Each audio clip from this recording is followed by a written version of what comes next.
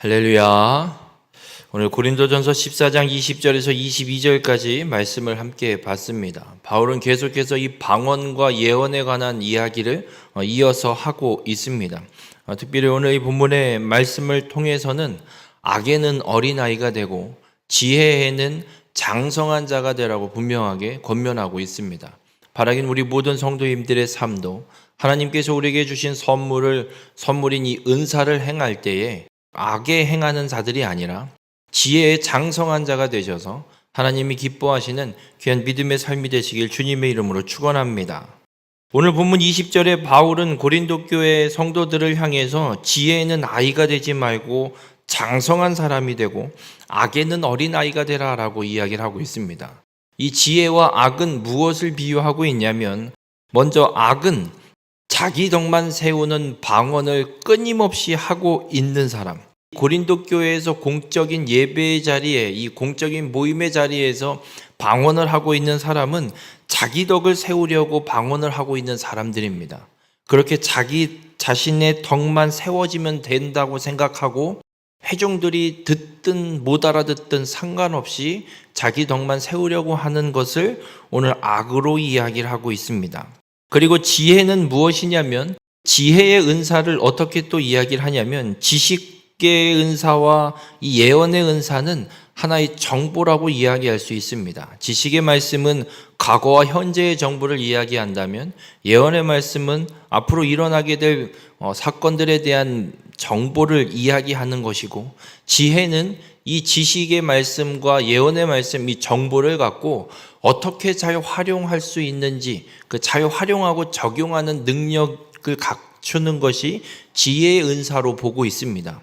그래서 이 지혜를 넓게 보면 모든 은사를 잘 활용하는 것도 지혜로 보고, 그래서 하나님이 주신 은사를 어떤 걸 더 활용하는 것이 교회의 덕을 세우는 것인지, 그리고 어떤 은사는 자제하는 것이 교회의 덕을 세우는지를 잘 분별하는 지혜를 이야기를 하고 있습니다. 그래서 이 지혜에는 장성한 자가 되고, 이 자신의 덕만을 세우려고 하는 것에 대해서는 어린 아이가 되어 교회의 덕을 세우는 자가 되라고 오늘 바울은 분명하게 권면하고 있습니다.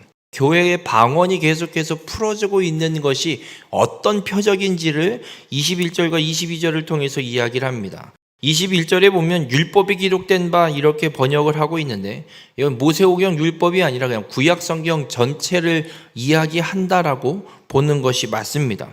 그러면서 바울이 구약에 있는 말씀을 인용하는데, 어떤 말씀을 인용하냐면 이사야 24장 11절의 말씀을 인용하면서, 내가 다른 방언을 말하는 자와 다른 입술로 이 백성에게 말할지라도 그들이 여전히 듣지 아니하리라 하였으니 라고 말씀합니다. 먼저는 북이스라엘이 아수르에 의해서 멸망당하는 사건을 통해서 돌이키지 않으면 이런 심판이 너희에게도 똑같이 임할 것이다 라고 말씀하셨는데, 유다 백성들이 그 말씀을 듣지 않고 그냥 계속해서 우상숭배를 돌이키지 않습니다. 그래서 결국엔 바벨론에 의해서 포로로 끌려가 바벨론 나라의 말, 방언을 듣게 되는 것, 이 심판에 대한 말씀을 하는 겁니다. 그래서 바벨론의 포로로 끌려가서 다른 나라의 방언을 듣고 살게 된 것이 하나님의 말씀을 듣지 않은 죄값으로 징계를 받은 것임을 말씀하고 있는데, 유다 백성들이 그것들을 계속 여전히 듣지 않는 것을 지금 비유로 바울이 이야기를 하고 있습니다. 그러면서 22절에 보면, 그러므로 방언은 믿는 자들을 위하지 아니하고 믿지 아니하는 자들을 위하는 표적이다라고 이야기합니다. 그러니까 이 믿지 않는 자라는 말은 어떤 이야기냐면, 하나님이 이미 북이스라엘의 멸망 심판을 통해서 선언하셨고 선지자를 통해서 끊임없이 말씀하는데, 그걸 듣지 않고 그걸 믿지 않고 돌이키지 않아서 결국은 방언을 듣는, 다른 나라 말을 듣는 바벨론의 포로로 끌려간다라는 것은 선지자를 통해 주신 말씀을 믿지 않고 불순종했기 때문에 주어진 표적이 방언임을 오늘 말씀하고 있습니다. 그리고 예언은 믿지 아니하는 자들을 위하지 않고 믿는 자들을 위함이니라 라고 말씀합니다. 이 예언이 믿는 자들을 위한 것이라는 것이 어떤 말씀이냐면, 예를 들면 다윗이 하나님의 언약궤를 예루살렘으로 다시 찾아오고 난 뒤에 288명의 예배자를 세워서 24시간 예배를 드리게 됩니다. 그리고 나서 어떤 마음을 다윗이 품게 되냐면 하나님의 성전, 하나님의 이 법궤를 모셔드릴 성전을 건축하겠다라는 소원이 생겼습니다. 다윗이 나단 선지자에게 그 마음을 이야기했고 나단 선지자도 마음에는 좋은 것 같습니다, 하시지요 했다가 가던 길에 다시 되돌아와서 하나님의 말씀이 임해서 성전 건축은 하나님이 당신 아들을 통해서 할 것이고 당신에게는 이 땅에 약속하셨던 이 땅을 정복하게 하는 일에 대한 사건을 하나님이 이루실 것을 분명히 약속하십니다라고 말씀을 전했을 때 그 사건이 기록된 바로 다음 장부터는 다윗이 정복 전쟁에 열심을 다하는 사건들로 말씀이 기록되어 있는 걸 보게 됩니다. 그렇게 예언이 믿는 자들을 위한 것이란 얘기는 평소에 하나님을 향한 믿음을 갖고 주의 말씀을 온전히 믿고 최선을 다해서 하나님을 섬기고 살아가는 자에게는 하나님이 이렇게 선지자를 통해서 하나님의 뜻이 무엇인지를 가르쳐 주십니다. 성전 건축이 얼마나 좋은 마음입니까? 그럼에도 그것이 하나님이 원치 않는 것이고 하나님이 원하는 뜻이 무엇인지를 듣고 그 뜻에 순종하게 되는 역사가 이 예언이라는 겁니다. 그만큼 예언은 믿지 않는 자들에게 주는 것이 아니라 믿는 자들에게 주는 표적임을 오늘 바울이 분명하게 선언하고 있습니다. 어떤 의미로 고린도 교회를 향해서 이야기하고 있냐면 고린도 교회 공예배 시간에 방언이 자꾸 풀어지고 있는 겁니다.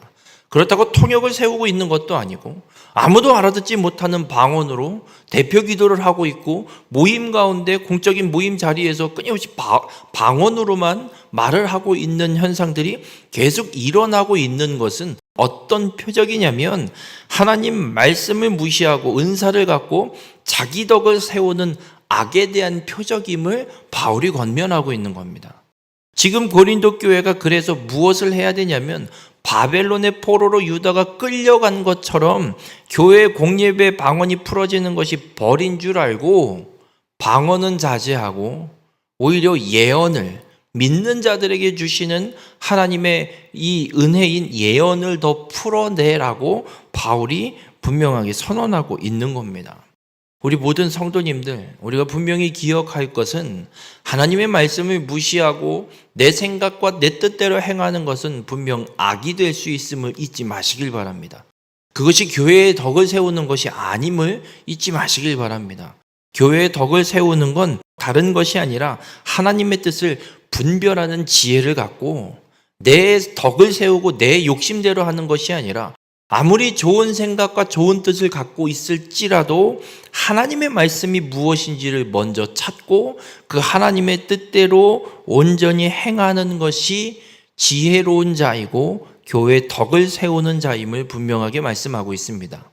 바라기는 우리 모든 성도님들의 삶이 하나님의 뜻을 분별하는 지혜에는 장성한 자가 되셔서 하나님이 선물로 주신 은사를 잘 활용하셔서 교회를 든든히 세워가는 믿음의 삶이 되시길 바랍니다. 내 생각을 내리시고 버리시고 하나님의 합당한 뜻대로 온전히 순종하는 귀한 축복의 삶이 되시길 주님의 이름으로 축원합니다.